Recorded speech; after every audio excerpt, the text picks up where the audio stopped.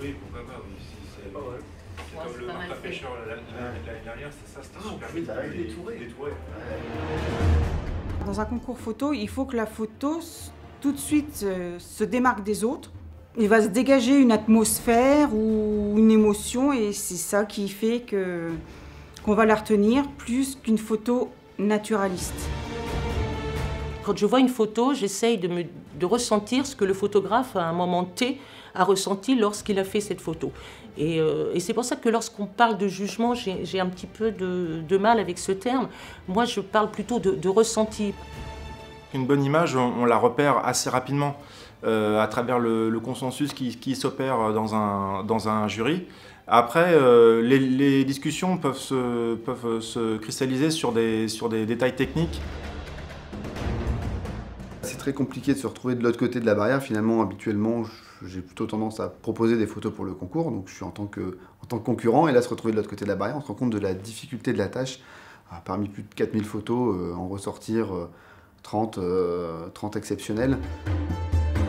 Et on n'est pas obligé de partir très loin, faire 15 000 km, aller dans les îles Caraïbes, en Afrique, pour faire la photo qui déclenche. C'est même chez nous, à côté de chez nous, même dans notre jardin et autres, on peut avoir une espèce, c'est déjà vu dans des concours, des canards, colverts, espèces communes, pigeons ramiers ou autres, qui a des photos magnifiques.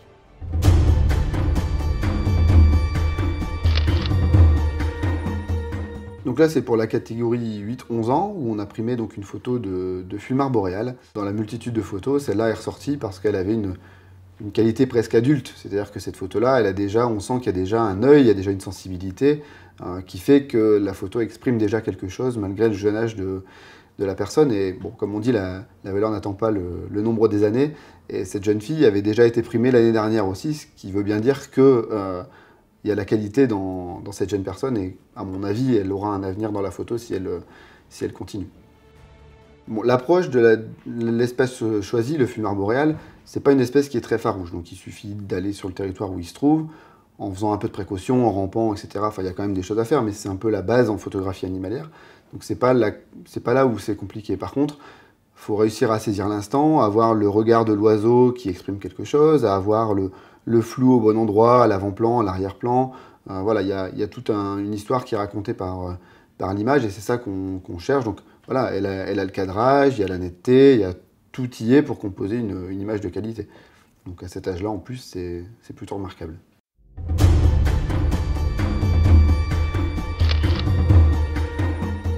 Cette photo est issue de la sélection jeune 12-15 ans. Elle a cela de particulier qu'il s'agit de la même lauréate que l'année dernière, dans la même catégorie, 12-15 ans. Et en fait, c'est la même espèce qui est représentée, mais d'une autre manière. Donc il s'agit d'une chouette lapone. C'est parfois difficile de montrer un oiseau en vol de dos. Or, dans le cas de la chouette lapone, c'est très intéressant parce qu'elle a une corpulence assez massive et un plumage qui convient très bien à la bascule en noir et blanc. Et donc cet envol assez dramatique dans une forêt de branchages, on est vraiment dans une ambiance noire, oppressante presque, oui, Hitchcockienne.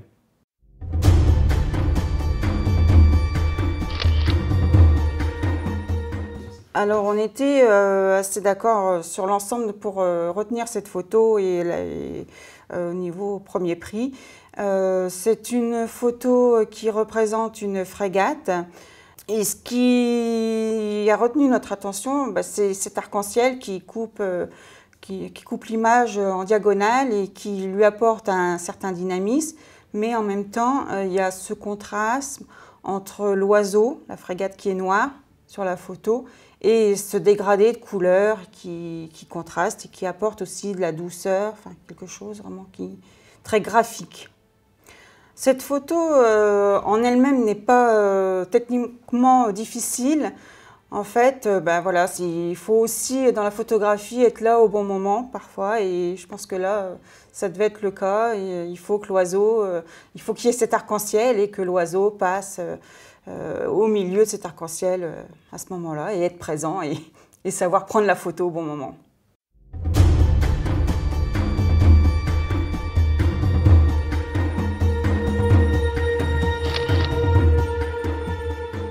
photo qui, pour nous, est très aboutie.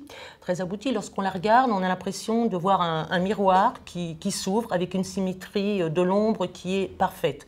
Donc je pense que c'est une image qui était techniquement assez compliquée à faire et qui a demandé déjà un temps de préparation pour repérer l'oiseau et un temps de préparation d'éclairage, parce que tout le monde sait qu'un oiseau nocturne, eh bien, si on veut le voir, eh bien, fatalement il faut l'éclairer. Et pour avoir cette symétrie de l'ombre, eh bien, il faut placer les éclairages à un endroit opportun. Après, je pense qu'il y a dû quand même falloir attendre un certain moment pour avoir cette photo qui est superbement bien réalisée. Elle a dû faire l'objet d'un certain nombre de prises de vue. C'est pas un déclenchement, à mon avis, qui a pu permettre d'avoir un cadrage et une qualité pareille. C'est vraiment une photo qui est très très bien aboutie.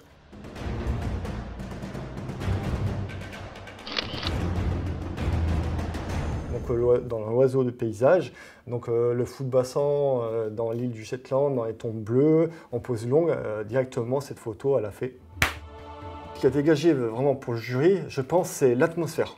C'est vraiment l'atmosphère. Malgré que dans les tons froides, dans les tons bleus, mais elle n'est pas froide cette photo. Avec la mer, avec la pose longue, a fait une atmosphère particulière, avec des petites pastels, des petits points.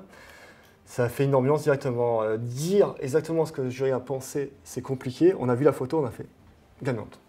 C'est comme si c'était dans, on va dire, une forme de, oui, des rochers sur du coton.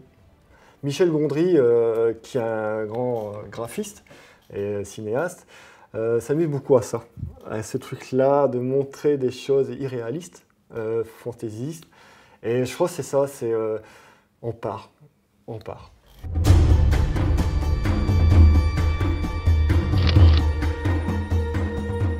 Alors, cette photo de Grue cendrée a été primée dans la catégorie portrait d'oiseau.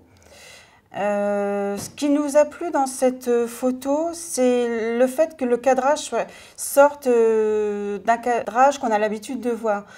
Généralement, les grues cendrées, on a vraiment l'habitude de voir des cadrages plutôt à la verticale. Et là, c'était quelque chose d'horizontal, donc qui sort de l'ordinaire. Et puis c'est cette douceur qui ressort de cette photo. Enfin, tout de suite, elle a plu à l'ensemble du jury.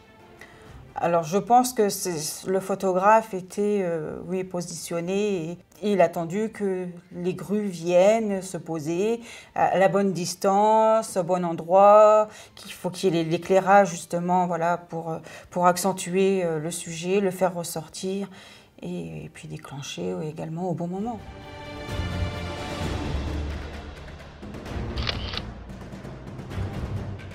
Donc dans la catégorie prise de bec, nous nous sommes mis d'accord pour remettre le prix à ce duo de bus variable en plein combat, en pleine prise de bec justement, enfin prise de serre, un corps à corps assez violent, assez graphique, assez détonnant, puissant dans le caractère des deux oiseaux.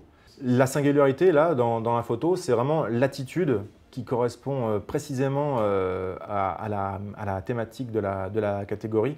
Parfois, dans la catégorie prise de bec, on se retrouve face à des espèces pour lesquelles les affrontements sont assez brouillons, pas très esthétiques. Et là, dans le cas des buses, ça fonctionne assez facilement, j'allais dire, mais en tout cas de manière assez efficace.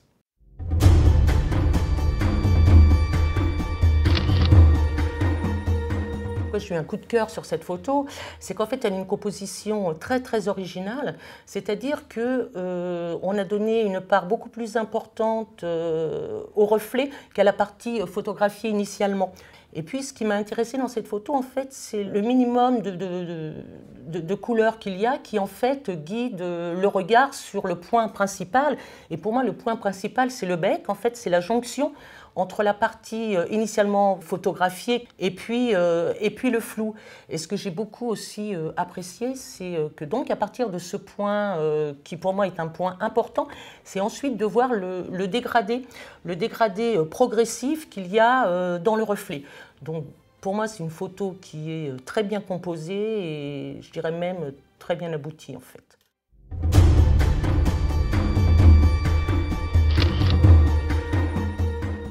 Donc on a ici une mention décernée par le jury pour une image d'un petit duc à moustache, donc une image qui nous vient du Mexique. Elle a un côté attachant, elle est techniquement très, très réussie.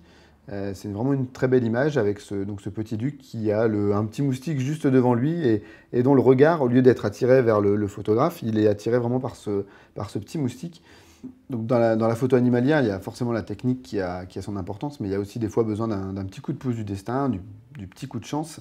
Et là, en l'occurrence, je pense que sur cette photo, c'était pas forcément voulu que le moustique se pose pile poil devant ce petit duc et que le petit duc se mette à le regarder. Donc peut-être que sur l'instant, le photographe l'a vu et a su saisir cet instant. Peut-être qu'il a fait une série d'images et que par chance, il s'est retrouvé avec cette image magnifique avec le petit moustique comme ça.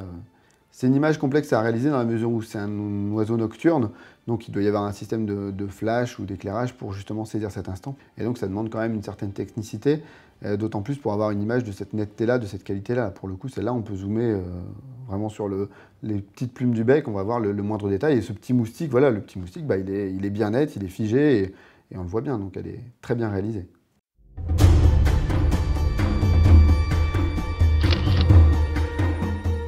Cette image est vraiment très particulière de par son cadrage. Elle a un fort dynamisme de par la position de la grande aigrette, ce côté un peu comme ça tordu. Habituellement, on a plus tendance à la voir plus droite. Donc là, ça donne du dynamisme à cette photo et le cadrage comme ça, vraiment centré sur la partie basse de l'oiseau, accentue cet effet vraiment dynamique et vraiment ça donne beaucoup de force à cette image. Les conditions étaient réunies et ce qui est, surtout de la part du photographe, c'est le fait d'avoir pensé à faire un cadrage qui sortait de l'ordinaire.